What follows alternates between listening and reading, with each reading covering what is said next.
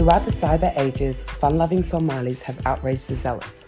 But now that aspect of our culture is being challenged by Oromo pagan-worshipping heathens. Introducing Jahannam's finest, Agnostic Mo, Barwako, and Norn, dissecting Somali Muslim diaspora life. Without further ado, ladies and gentlemen, welcome to Wak Nation.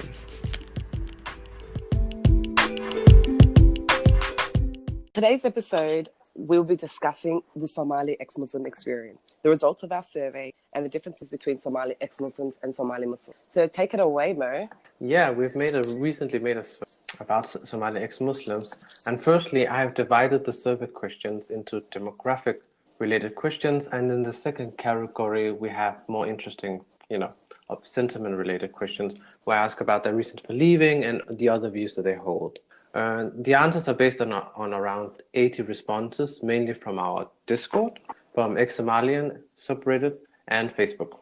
Now, according to this survey, the average non-Muslim Somali is male, 57%, raised in the West, 65%, has a high school degree or bachelor degree as their highest completed degree, 45 versus 37%, and he identifies as atheist, and not surprisingly, the vast majority are from the Sunni branches of Islam, 83%. As you can see, there is a gender gap and overrepresentation of Western-raised Somalis, but that is probably due to a selection bias, as a significant amount of respondents were from my Facebook friends list, which is overwhelmingly male and Western-born. What we also see from this survey is that we are dealing with a relatively young group, since their highest level of complete education is high school or bachelor. But then again, that might be due to some selection bias. Interestingly enough, most identify as either agnostic or agnostic atheist, while minorities see themselves as just agnostic or deist. Very few consider themselves theist, and overall 78% identify as atheist in some way. Do the results of this survey surprise you? No. Actually, they do. There's an element that does surprise me, the element that the majority of ex-Muslim Somalis are male, because I think the biggest misconception a lot of Muslims, particularly Somali Muslims, make about Somali ex-Muslims are, we're mostly female. In this particular survey, we didn't actually ask people for their sexual identities, so I'm just going to make an assumption that most of those men would have been heterosexual. So that really goes against the narrative that we're just disgruntled women or disgruntled LGBT people, and therefore that's what our reason is for leaving Islam. Exactly. That's a common misconception, that we're basically gays and women in this group. But there's a lot of men into it too, and there's also a lot of women. It was almost 41%. So absolutely. So the gender gap it's not that wide. I actually expected a much wider gender gap, but that wasn't the result. Yeah, absolutely. And so that's the biggest misconception. I assumed it would be larger. It would be more women, and LGBT identifying people. Did we, in this survey, was it binary genders? Do we? Yeah, there was. Okay. The non-binary people are less than 2%. So. Oh, okay. Okay, wonderful. So they're not a significant portion of the people in the survey. Okay, so the other part of the survey was where we asked into the reasons why they left the religion and other views that they hold. So when asked why do they leave, which is a question you and I often get, yes, they were asked to prioritize 10 different options, from 1 being the most important to 10 being the least important. And among these, the 3 most prominent, the 3 first priorities were: number 1, that they felt that Islam did not meet the burden of proof, and it did not provide objective and indisputable evidence for its claims. So that was the first priority. The second priority is that contradiction between free will and qadar, and the philosophical problems it represents, was also something that troubled them enough to make them leave. And the third priority is that scientific errors or inconsistencies within the Islamic text, when compared to the scientific understanding of the natural world, was also a prominent feature for why they left. So to me, these results dispel the notion that ex-Muslims left for emotional reasons, which is a trope that is used against us, and instead it points to the fact that their apostasy is rooted in a fundamental disagreement with Islamic framework on both a moral and a rational level. Absolutely. And the next question adds to that point. And the next question we asked them, how long did it take from them seriously doubting the religion to them actually leaving? And for nearly 50% of the people in the survey, it took them at least a year or more from when they began seriously doubting to actually leaving. And the overall trend is that apostasy is a culmination or the result of a long period of scrutiny, and it's not taken as a rash decision. And this fundamental misconception that Muslims propagate, which is that most ex-Muslims left to indulge in hedonistic pleasure acts like sex, pork, alcohol, is based on the assumption that apostatizing is a spontaneous and inconsequential decision for the former Muslim, but these results seem to contradict that view and again highlight the methodical and considered way most ex-Muslims go about their journey towards apostasy. Right. Absolutely. I was just going to say that's we often get told that we just do it to party and have fun, but it's a really impactful decision, and it usually takes. I mean, for me, it took about 3 years, probably ideologically, to leave Islam. I probably wasn't practicing the faith, but it takes a long time because there's a lot of things that go into it. Exactly, it's a considered decision. It's not a rash judgment that you make easily. For myself, it took almost a year, so I can see myself reflected in these results. So another question we asked them about was how did their apostasy affect the views that they had on issues ranging from women's rights and politics and sexuality, and 85% said their views on these issues changed quite a lot. Yes. A similar percentage stated that leaving had a big or significant impact on their daily life.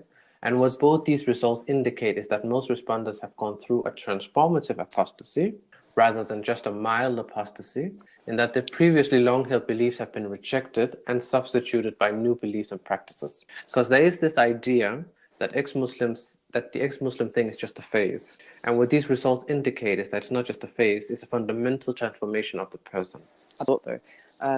So I was going to say at this point is actually a really important point to emphasize on because I know a lot of people have asked me why are Muslims seemingly quote unquote right wing, and I put that in heavy quotes because in 2019 right wing can mean things, right? All these terms do, but anyway. So people tell me, for example, a lot of ex-Muslims no longer are extremely pro-Palestine. They may empathize like an average person, but they no longer have like a huge passion to defend Palestinian rights anymore or whatever, things like that. So naturally to Muslims, this looks like, we've gone straight to the right. And I wouldn't say that that's the case. What's happened is Islam, even Islam, how it's marketed to Muslims, it's a way of life. It's not a religion, right? And it impacts every aspect of your life. So when you leave Islam, naturally you've got a lot of things to.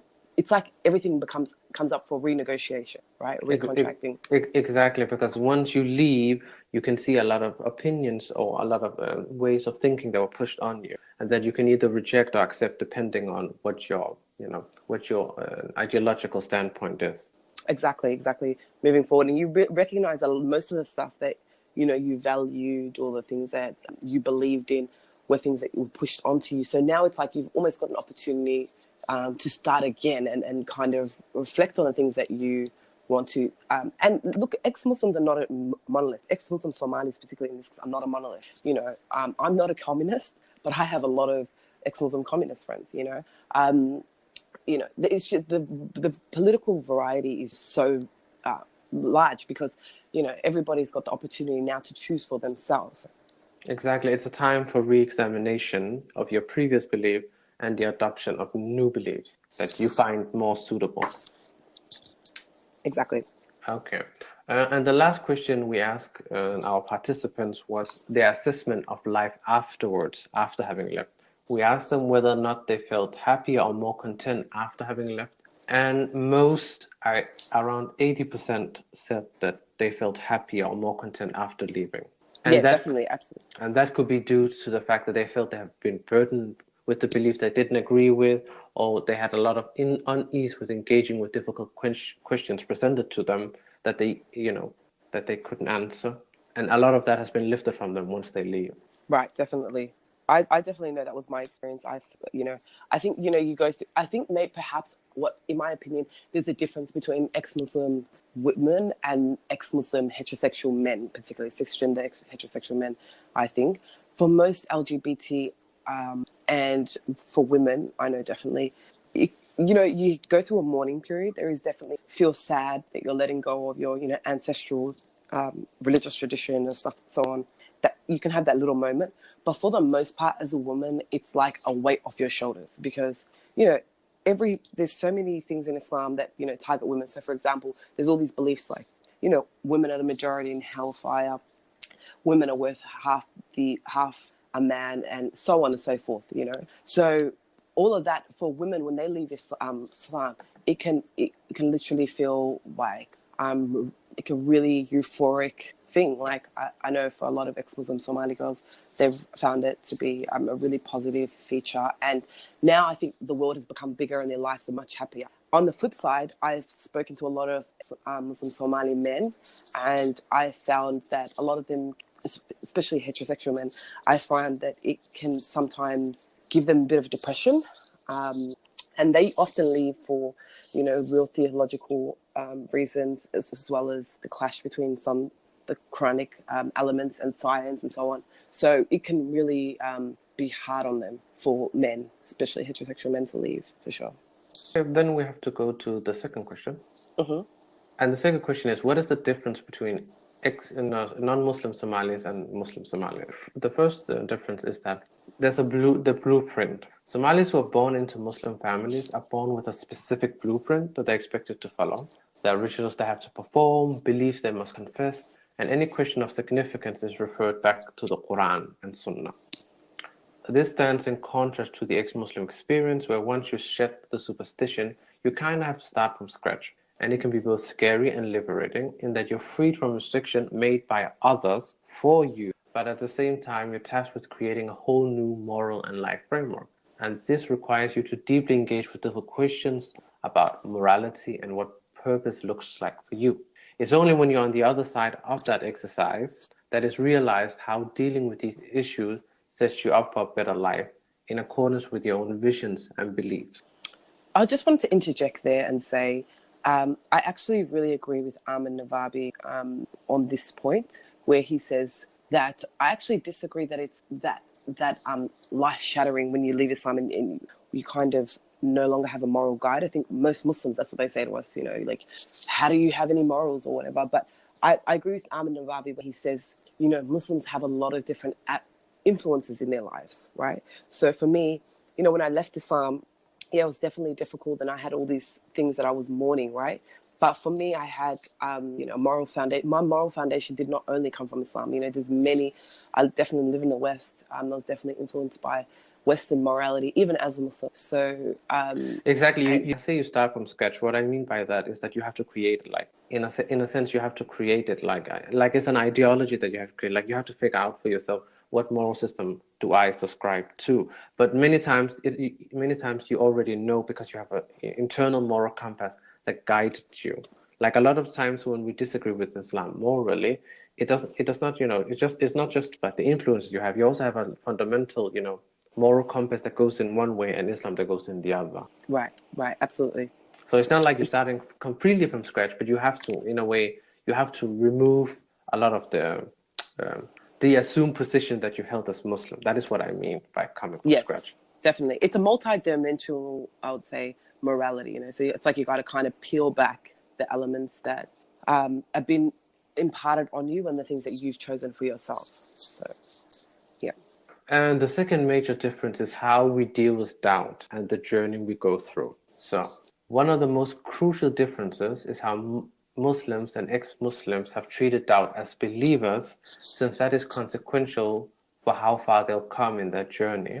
And in many ways, the ex-Muslim journey is one from absolute faith to skepticism and a search for greater truth. And I divide the journey into like 8 phases. The first phase is the research phase. In the research phase, the believer have encountered questions that causes doubt for them and is researching the issue. And crucial for whether you stay Orthodox Muslim or go further is whether you're actually researching the issue without a prejudgment, or if you're merely seeking to justify a predetermined conclusion, and then it stops being a search and instead it becomes a search for a particular answer. Yes, exactly. Okay. So I was sorry. I think I was going to say sorry. That at that point, that's exactly where ex-Muslims and liberal Muslims depart. So an ex-Muslim will have a question. So we both will. So an ex-Muslim and a Muslim will have a question of morality or something, a conflict within themselves, and they will go out and search. Right. So the liberal Muslim will search for things to justify the position already held by Islam. So he will not. He will ignore everything that goes that's contrary to that, but he's looking for a particular answer, and he won't stop looking until he finds the thing that's going to help him reconcile his pre-existing faith. Whereas the ex-Muslim goes out and searches with an open mind, researches with an open mind, and goes out and finds things that are contrary to his previously held beliefs, and searches more, until they find the I guess how do you say, the truth? I guess the truth, and whatever is the truth for them. But I have to disagree on that, but we'll get to that. Yep. Yeah. The second phase is the realization phase. So following this is the realization phase, which comes as a consequence of what has been discovered in the research phase.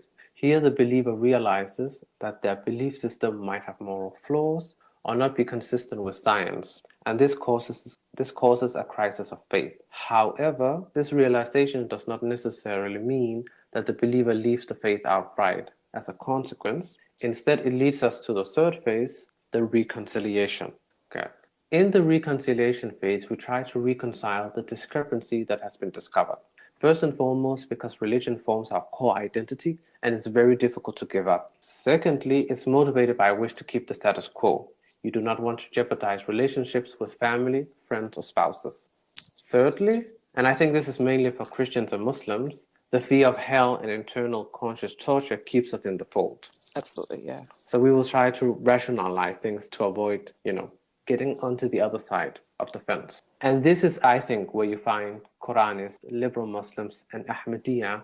They have seen the flaws that an orthodox understanding of Islam entails, and they take every interpretive tool to remove or minimize those flaws. So this is where their journey stops. Yeah, I completely agree with you. I don't think I said it as well before, but absolutely. So like us, they research the issue, they realize that it's a problem, and then they try to reconcile the problem with the Islamic framework. Okay. So when the reconciliation effort has been exhausted, it leads to the abandonment phase, where you admit your lack of belief to yourself and face the consequences of the inconsistencies that has been discovered. This is where you find almost all ex-Muslims, that they have taken the consequence of these inconsistencies, and rather than reframe them or reinterpret, the Islamic framework, they see the flaws for what they are.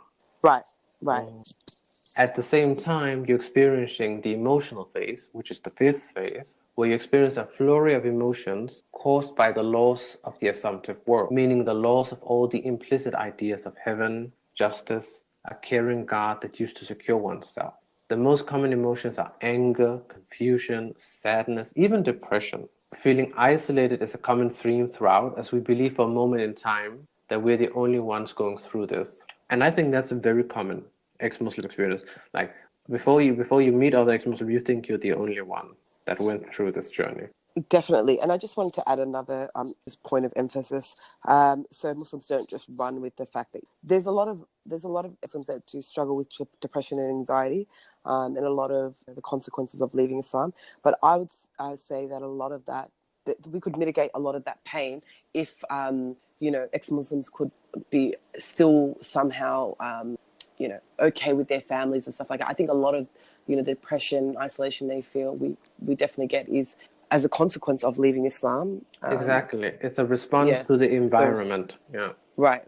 Circumstantial oftentimes, and a direct result of the laws within Islam that penalize us for essentially thinking for ourselves. Exactly. And the norms within. that penalizes us for thinking differently, but also for behaving differently. Absolutely. Honor and shame culture, basically. Shortly after follows the Reconstruction phase, which is the sixth phase. And the Reconstruction phase is what makes all of this worth it. After having abandoned a prior religious identity, you're in need of reconstructing a new identity. You're now unburdened of religious dogma and can create an identity that conforms to your morality, that doesn't require you to perform mental gymnastics or elaborate arguments to defend the indefensible. And most importantly, you get to be you get to be your very own person. This phase is usually where one's politics and outlook on life change as you reflect back on the things you have been taught. Exactly. This is probably most exciting time where you get to really choose for yourself.